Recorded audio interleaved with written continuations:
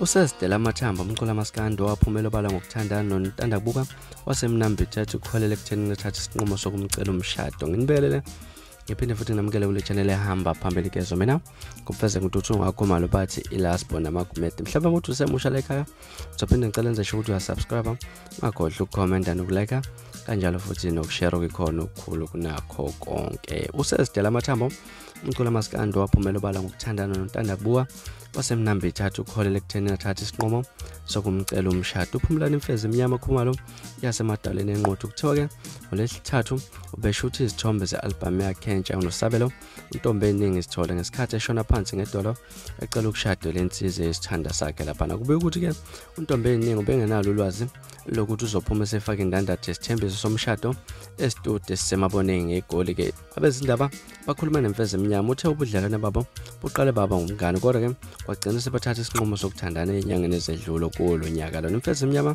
ithi yaqala nqa ukuthandana nomuntu obulili ofana ncimishini owayo njengoba ngaphambilini besithandanela labantu besifazane kuphela lapha. Into ke emhehe untombi eziningi inhlonipho yakhe ubengenalo kodwa ulwazi ukuthi uzomcela ukuthi bashade lapha kusho lo mculo. Eqhubeka ke uthe ubudlelwane bakhe nabantu bakubo sebudungekile kodwa ke uzolandela inhliziyo yakhe emholela kuntombi eziningi. Ebuzwa ingane yakhe ukuthi ihambisana nesinqumo sakhe uthe njengoba indala yabona ukuthi ukuqhubekani phakathi kwakhe nesithanda sakhe inhloso yakhe ukuthi baqhubeke nesinqumo esabo lapha nesibasithathile nontombi eziningi futhi akafuni ukunaka ukushiya umndeni nabantu abazothi abahambisani nabakwenzayo. Kanalo nhlobo uvala ngokuthatha lesi sinqumo ngoba bayathandana bazoqhubeka futhi nokuthandana babona ukuthi babakana kuphi kodwa ke ebakuhlosile ukuthi bashade ngokuphelele ke. Ube ukuthi bazolandela yonke imigudu eyenziwayo kuchaza lapha imfezi emnyama. Uphinde aveze ukuthi selokhu ephumela obala ngothandana lo nontombi eziningi isitokazi esikathandana nazo